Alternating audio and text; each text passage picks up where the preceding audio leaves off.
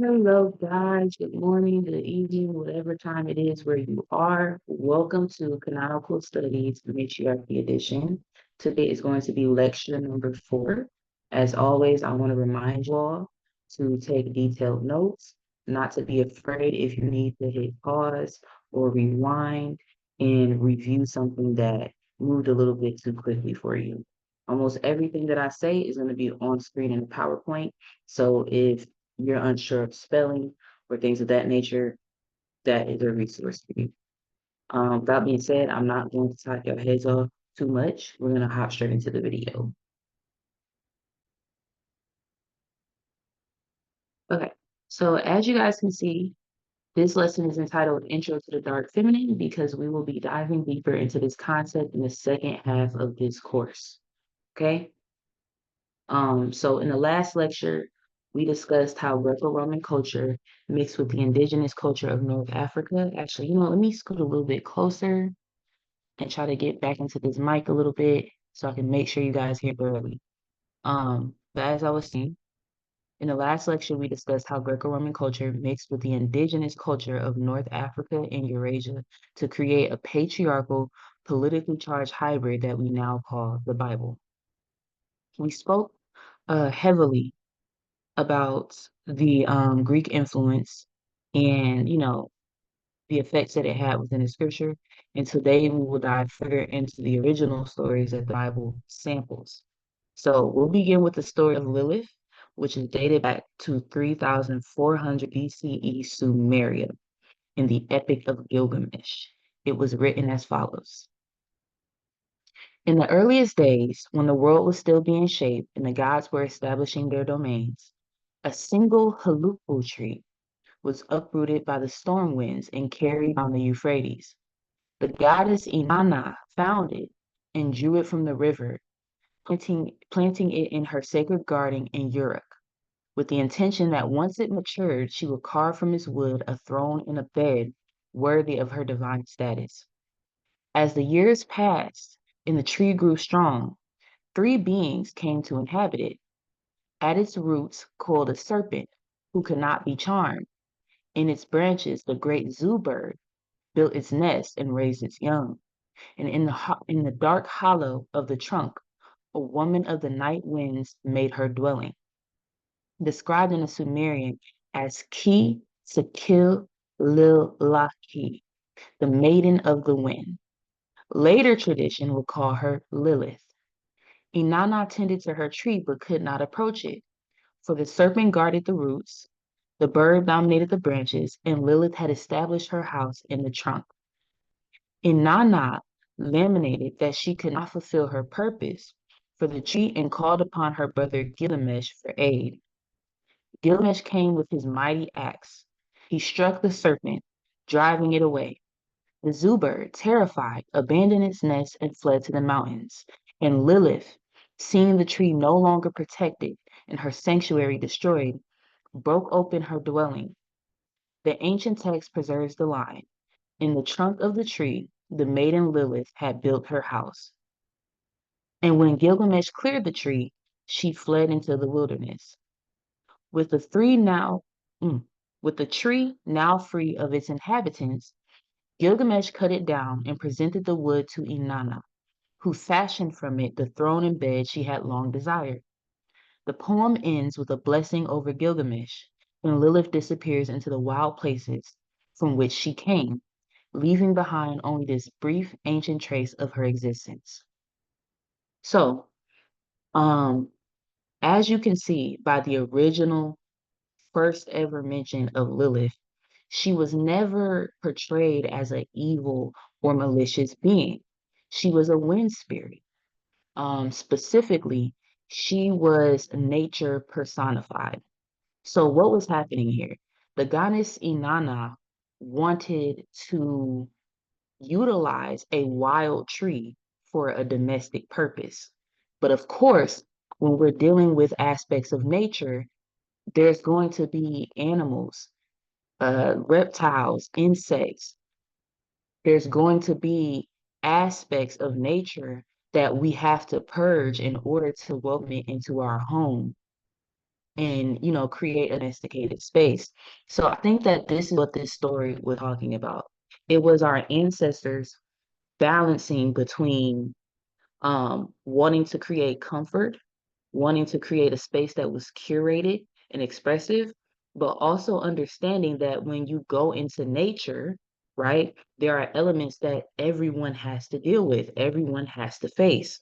Especially this was happening during a time when we were transitioning from that hunter-gatherer era and we were moving towards more quote unquote civilized and permanent structures. Um, so when we look at it from this perspective, if anything, Inanna and Gilgamesh were the ones who were uh, crossing a boundary. Okay.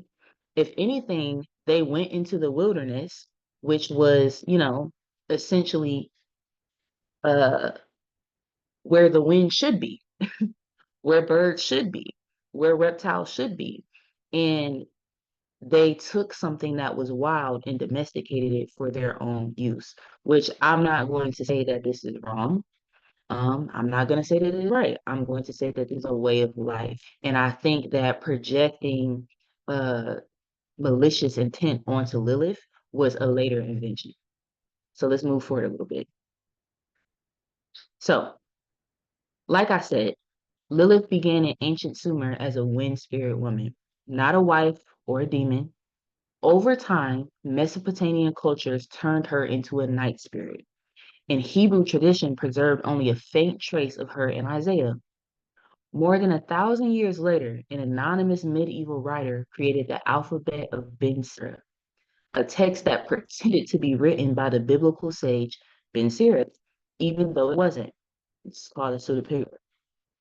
This author borrowed Lilith and reshaped her into Adam's first wife who refuses to submit, using her as a metaphor for anxieties about female disobedience and sexual autonomy. Story is not from the real book of Sirach. It is a medieval invention that reflects the writer's cultural perspective, not ancient myth. Um, so essentially, when we say Lilith was Adam's first wife who refused to submit, we're not quoting scripture or anything from the period of biblical canonization. We're repeating a story invented by an anonymous medieval author in the alphabet of Ben Sira, a text that only pretends to be written by Ben Sira. This author used Lilith as a vehicle to express cultural anxieties about non-submissive women, gender roles, sexual autonomy, etc. And it has no basis in the actual book of Sirach, the Hebrew Bible, or any ancient canonical scrolls. Um, so Lilith has always been used as a literary device. Okay, from the very beginning, she was representative of our internal perspective of things that we have to face in our daily life. So, whereas she started off as a representation of nature in the medieval era, she became a representation of someone's perception around women's role in society. Now, make no mistake, this is canonical study, so we will not regularly deviate to stories that were neither biblical canon nor texts that were under consideration or in canonization. However, I do believe the book Ben Sira and subsequently Lilith as we view her today were a byproduct of the demonization of the feminine created by the canon Bible. Secondly, people often claim that Eve's, I'm sorry, people often claim that Lilith's story was left out of canon. As an instructor who readily exposes the stories that were marginalized during canonization, I feel responsible for addressing this misconception. The story of Eve being Adam's wife was not left out of the Bible because it did not exist during the time of canonization. So, um, just to review a little bit, we started off with Lilith as a singular entity, her own individual. From there, the Hebrew cultures began to create what was known as Levitu, which was an entire race. of wind spirits. So think of it like within Islam, where we have Iblis or Lucifer. Lucifer is, or Iblis is a jinn, right? So the race, the species of Allah's creation that he belongs to, right, is a jinn. However, he himself is Iblis, so he has his own identity. This, as we move a little bit further into ancient Hebrew culture, this is the kind of dynamic that we've seen between Lilith and the Lilitu. So Lilith was an individual Lilitu, and then the Lilitu race or species was a whole group of their own. And they were often blamed for, infant deaths, death in general. They were blamed for sickness and illness that befell the people. Um, Essentially, they kind of got their whole own reputation that spiraled from the original Lilith story. But I do think it is still connected because when you think about it, if Lilith was a representation of nature, right? And then we fast forward and people are experiencing famines and they don't know why they're experiencing these famines. When people are experiencing sicknesses, when people are experiencing, natural deaths, such as infants, dying in their sleep. These are also forces of nature that humans have to grapple with and may not always understand at time. And so we come up with stories and explanations to justify what we have experienced. So if we were to lose a child, um, it's difficult to say, oh, this just happened for no reason, right?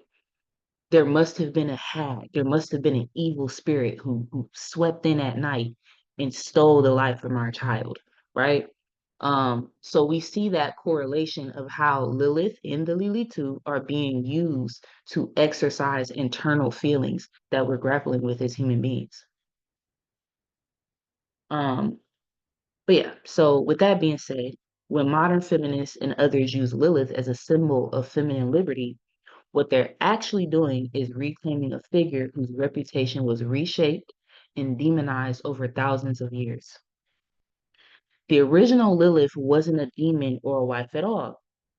She was a solitary female wind spirit in Sumerian mythology. Later cultures turned her name into a whole class of night spirits, and much later, a medieval author invented Adam's first wife who refused to submit. So the modern reclamation is really about taking a figure whose image was distorted by patriarchal storytelling and restoring her to a symbol of autonomy and power. So whichever angle we look at Lilith, I think we see this common thread of reclamation, of taking a feminine energy that was misunderstood, mislabeled, and restoring her to a space of honor. Now, one might perceive my debunking of Lilith as a slight towards female empowerment, but this cannot be further from the truth. I believe Lilith, like Eve, started off as a feminine archetype designed to teach valuable lessons to the people of her time. And later, the patriarchy tampered with her story and created a female villain where there was none. The truth is, women were queen mothers, priestesses, prophetesses, healers, and more. Women were the source of life. So the patriarchy had to invent scenarios where women were the source of death. The duality found between the archetypes of Eve and Lilith brings me to the Madonna effect. Now, uh, what am I talking about when I say the Madonna effect? This coined by psychoanalyst Sigmund Freud as the Madonna horror complex. This effect describes how patriarchal culture split women into two roles, the pure obedient Madonna and the sexual independent whore or other. This false binary was used to control women's behavior, sexuality, and autonomy. So, the dividing of female personality traits is highlighted between respective stories of Eve and Lilith. Though Eve is ultimately blamed for the downfall of humanity, her decision to eat the apple was a show of unintentional vulnerability derived from the woman being the weaker vessel and emotionally driven beyond logic. She was the easily manipulated, weak woman who went on to submit graciously to her husband as she should. Lilith was the rebel who would neither submit to a man nor accept the punishment for the error of her ways. So, how does this all tie together? When we look at the Madonna whore complex, this is a situation where men have a hard time being attracted to the women that they respect and respecting the women that they're attracted to. So they divide women into the binary of if you are sexual, sensual, expressive, if you have a mind of your own, if you have a willpower in you that can't be trampled, this is something that may be influential and mesmerizing, but it's also something that is terrifying. On the other hand, if you are meek, if you are fragile, weak, uh, emotionally susceptible, you may not be respected, but you are the safe option because you're not feared, right? So essentially, we see a common thread. Like I said in a couple lectures ago, when we talked about how Augustine battled with attraction, he battled with the temptation that he felt lied in a woman's body. This same type of battle is going on within the story of Lilith, to where men are having a difficult time handling the idea of woman or a feminine being that cannot be domesticated. They're grappling the idea of, for example, in the initial story of Lilith, even though Gilgamesh came with all this force, all of this, his tools and violence, he wasn't in a space to where he was defeating Lilith. He simply disrupted her home and she went back to the wild. And then you can kind of see that same type of mentality in the later medieval invention, to where Lilith was requested to submit to Adam and she fled. She left instead. She chose her autonomy. We'll see this same thing in the story of Theoclub, found in the Acts of Paul in Theoclub, where she was supposed to be married, but she fled. She chose to leave. She chose her autonomy. We see this constant theme of women or feminine beings being demonized because they choose their autonomy over submission to the patriarchy. So I think that Lilith's story spiraled into what we know it as today because of the patriarchy's inability to accept the autonomy of the divine feminine without placing it in the whore half or the other half of the Madonna whore complex. Okay. So I'm not going to give y'all too much more heavy information because y'all do have an essay to write. You do have a few assignments on the board already. We're about to start getting into the next part of the series. So we're gonna go ahead and cut it off right here. Um, but by now y'all should all have some burning questions regarding the topics we've covered in this course thus far. So at this time, I would like you guys to review your notes and then submit 3 questions via the public feed of our study hall group. Again, make sure that this is Canonical Studies Matriarchy Edition. Make sure that you are in the Canonical Studies Matriarchy Edition study hall. Okay? So if you're enrolled in multiple courses, make sure you're not going to the wrong study hall. Make sure you go to the CSMA study hall and post 3 questions. Not 1, not 4, but 3 questions on the public feed, and I will come through and respond to everybody's questions. With that being said, I want y'all to have a beautiful day. And once again, I want to thank you guys for being present and having me as your instructor. Thank you.